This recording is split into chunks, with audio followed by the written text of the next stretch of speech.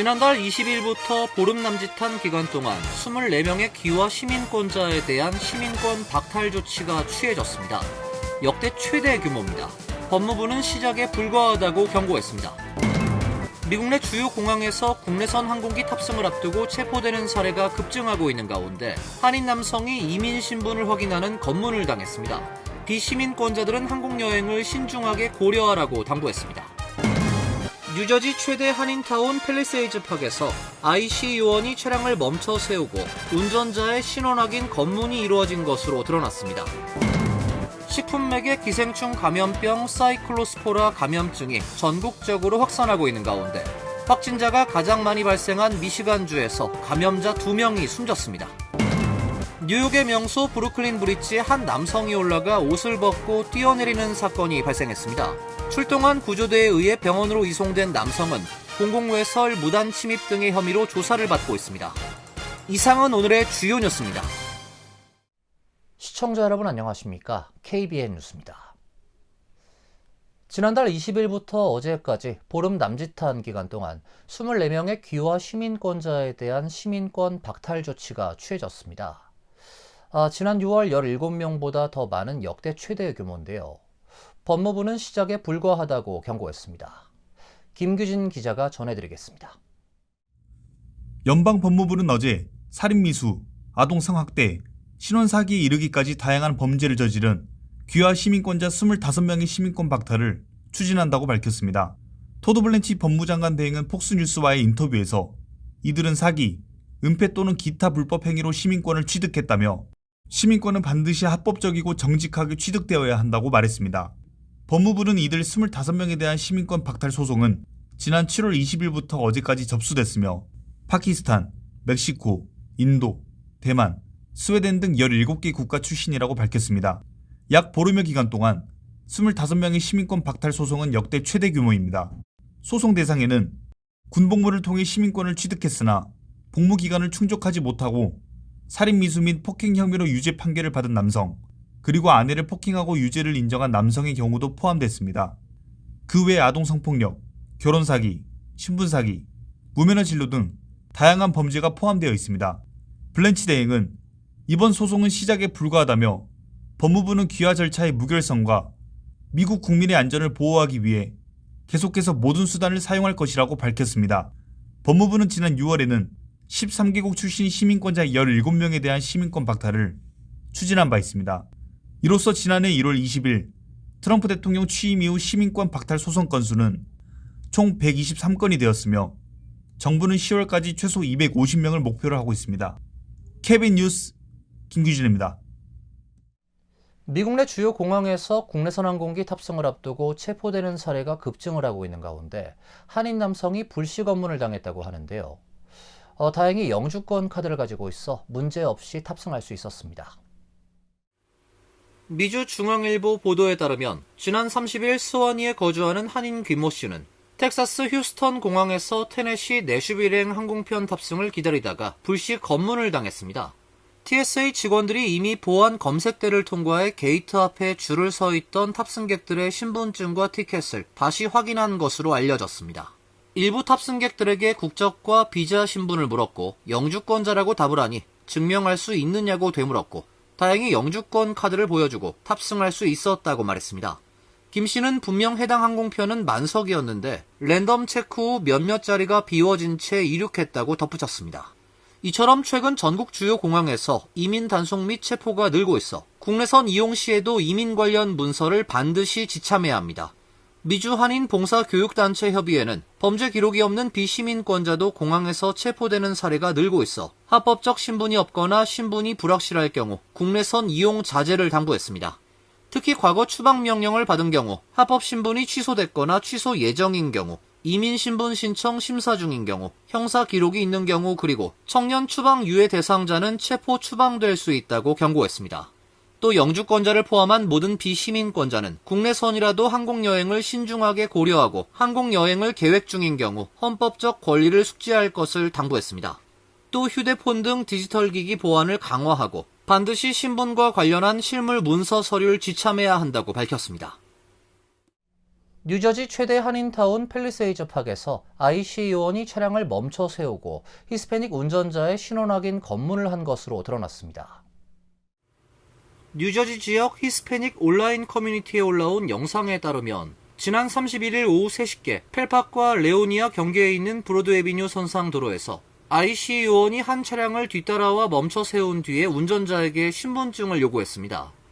해당 영상을 촬영한 운전자는 펠팍에서 레오니아 방면으로 향하고 있었는데 한 차량이 펠팍에서부터 따라왔고 갑자기 경광등을 켜고 멈춰 세웠다며 마스크를 쓴 요원이 신분 확인을 요구했다는 글을 남겼습니다.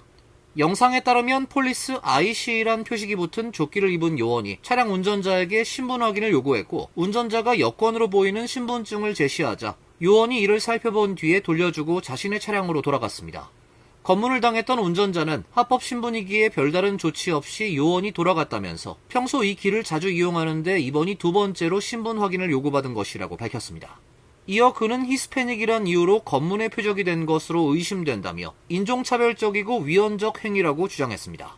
뉴저지 팰리세이즈 팍을 포함해 클립사이드 팍, 페어뷰, 노스 버겐 등에서는 지난 6월 중순부터 주로 히스패닉 이민자를 겨냥한 거리 이민 단속이 연일 발생하고 있습니다. 뉴저지주에서 6,600여 명에 달하는 비시민권자가 유권자 명부에 등록된 사실이 드러나면서 투표선에 유권자 신분증 제시를 의무화하는 법안 도입이 급물살을 타고 있습니다. 셰릴 주지사는 법안이 의회를 통과하면 지지하겠다고 밝혔고 시민단체는 강하게 반발했습니다.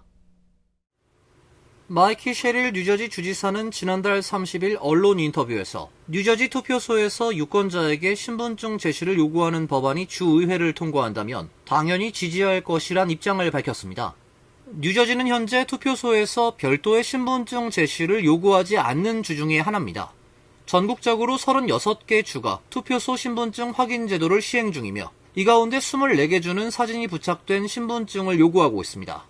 그동안 뉴저지 주의회 공화당 의원들은 신분증 의무화 법안을 지속적으로 추진해왔으나 번번이 무산됐습니다. 그러나 최근 발생한 대규모 비시민권자 유권자 등록 파문과 셰릴 주지사의 긍정적인 입장이 맞물리면서 법안 처리 가능성에 힘이 실리고 있습니다. 2022년부터 관련 법안을 주도해왔던 파커 스페이스 주 상원 의원은 주지사의 발언으로 마침내 법안이 표결에 붙여질 길이 열렸다며 오는 가을 회기에 적극적인 입법 처리에 나설 것임을 밝혔습니다. 반면 민주당 지도부 닉 스쿠타리 주 상원 의장과 그렉 코글린 주 하원 의장은 아직 공식 입장을 내놓지 않은 채 신중한 태도를 유지하고 있습니다. 진보 성향 시민단체들은 강한 반대 의견을 내고 있습니다. 미 시민 자유연맹 뉴저지 지부는 셰릴 주지사의 유권자 신분증 제시 관련 발언에 대해 우려스럽다는 입장을 내고 7개 시민단체는 지난달 31일 주지사에게 서한을 보내 관련 법안을 전면 거부하라고 촉구했습니다. 식품맥의 기생충 감염병인 사이클로스포라 감염증이 전국적으로 확산을 하고 있는 가운데 확진자가 가장 많이 발생한 미시간주에서 감염자 2명이 숨졌습니다. 미시간주 보건복지부는 어제 사이클로스포라 감염으로 2명이 사망했다고 밝혔습니다. 보건국은 사망자 신원을 밝히지 않았으며 두 사람 모두 중대한 기저질환이 있었다며 사이클로스포라 감염과 탈수 증상이 기존 건강 상태에 영향을 미쳤을 가능성이 있다고 설명했습니다. 지난 5월부터 미시간주 감염 사례는 11,234건으로 집계가 됐으며 193명이 입원 치료를 받았습니다. 미시간주 당국은 사이클로스포라 감염증은 일반적으로 생명을 위협하는 질병이 아니라며 미국에서 이 질환으로 사망하는 경우는 드물다고 전했습니다.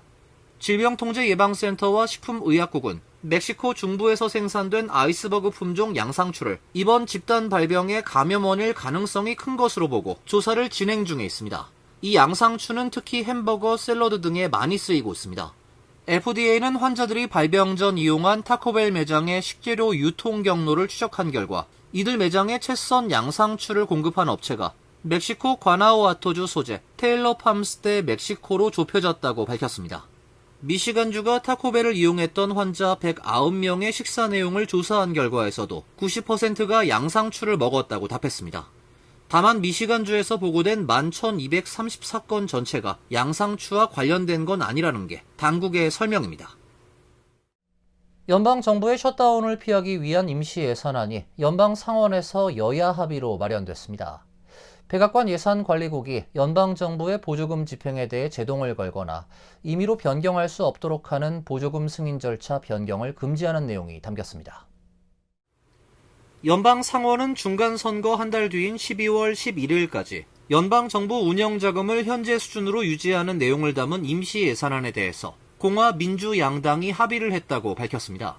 임시 예산안엔 여성, 영유아, 아동을 위한 특별보충 영양 프로그램, 재난구호기금, 여러 종류의 함정 건조 사업에 대한 필요한 조정이 포함됐습니다. 특히 연방정부의 보조금 집행에 대해 백악관 예산관리국이 제동을 걸거나 임의로 변경할 수 없도록 보조금 승인 절차 변경을 금지하는 내용이 담겼습니다.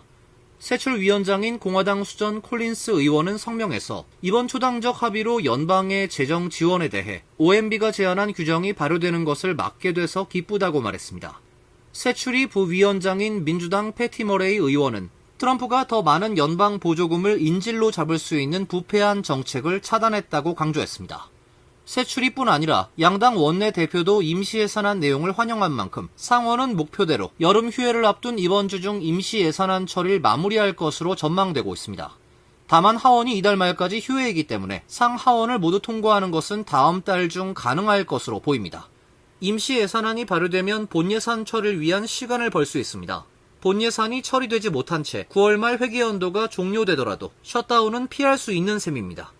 트럼프 2기 행정부는 지난 9월 말까지 본예산 처리에 실패하고 임시 예산안도 마련하지 못하면서 셧다운에 돌입, 항공 대란과 보조금 지급 중단 등 혼란을 유발한 끝에 11월 12일 종료된 바 있습니다. 올해 들어서도 트럼프 행정부의 강경 이민 정책 등을 이유로 국토안보부가 부분 셧다운에 들어가면서 76일 만인 지난 4월 30일 종료되기도 했습니다. 민주당이 이끄는 25개 주 정부가 무역법 제301조에 근거한 관세 부과에 대해 소송을 제기했습니다. 트럼프 대통령이 새롭게 부과한 관세가 법적 권한을 넘어섰다는 주장입니다. 로이터 통신에 따르면 뉴욕주를 비롯한 25개 주 정부는 어제 뉴욕 국제무역법원에 트럼프 행정부를 상대로 소장을 접수했습니다.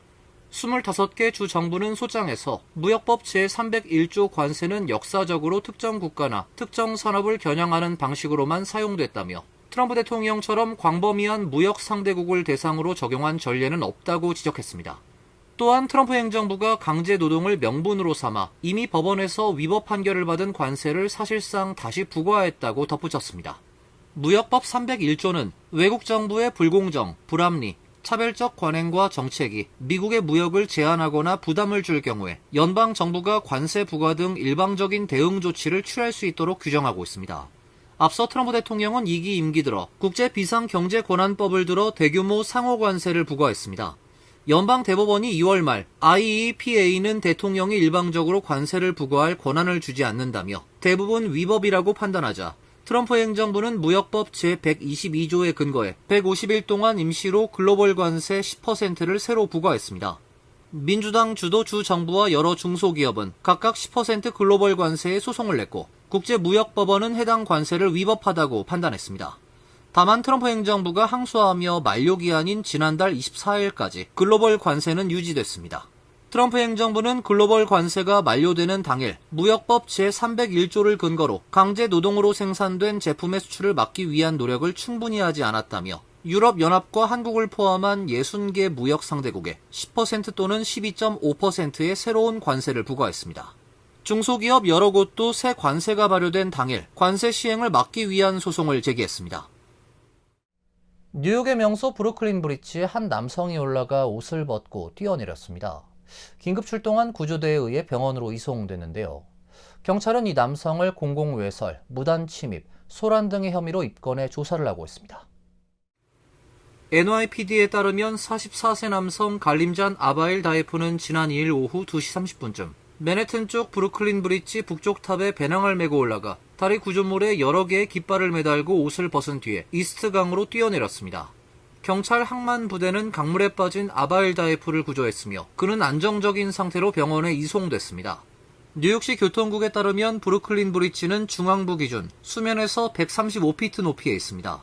뉴욕시는 타워의 정확한 높이를 공개하진 않았지만 과거 복원 작업을 맡았던 업체는 브리지 타워 높이를 272피트로 설명한 바 있습니다. 경찰은 그가 당시 배낭과 깃발 2개를 가지고 있었다고 밝혔습니다. 다만 깃발에 어떤 내용이 적혀 있었는지는 공개하지 않았습니다.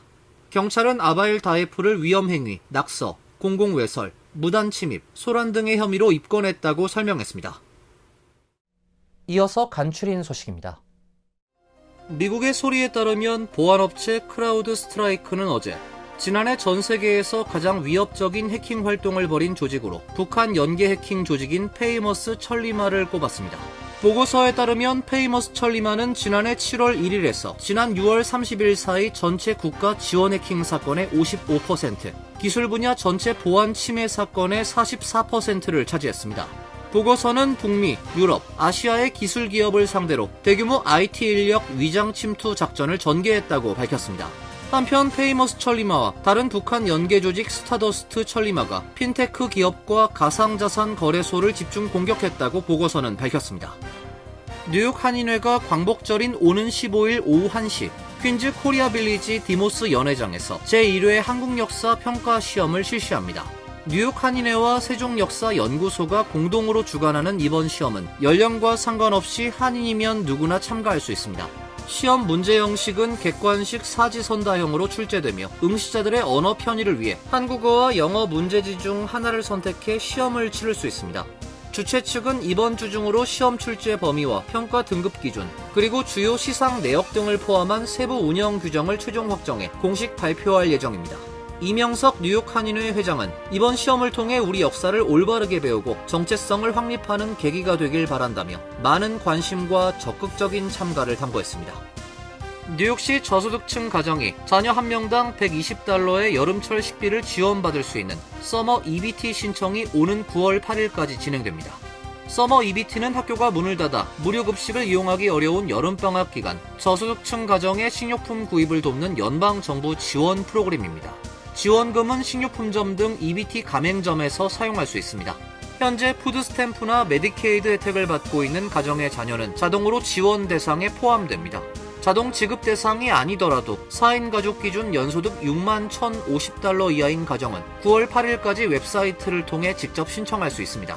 한편 뉴욕시 교육국은 서머 EBT와는 별도로 오는 9월 4일까지 학교와 공원, 수영장, 도서관 등에서 무료 여름급식 프로그램을 운영합니다.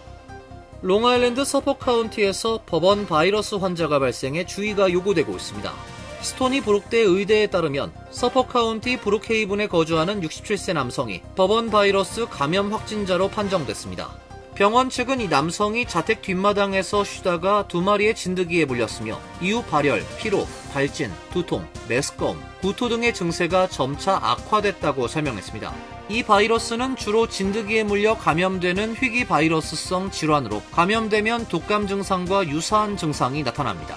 질병통제예방센터에 따르면 별도의 치료법이나 백신이 없는 상태입니다. 예방을 위해서는 진드기에 물리지 않는 것이 가장 중요합니다. 환율과 증권 소식입니다.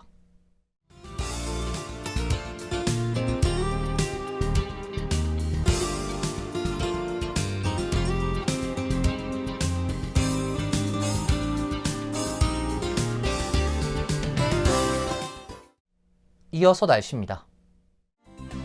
내일은 맑은 가운데 한두 차례 소나기가 내리겠습니다.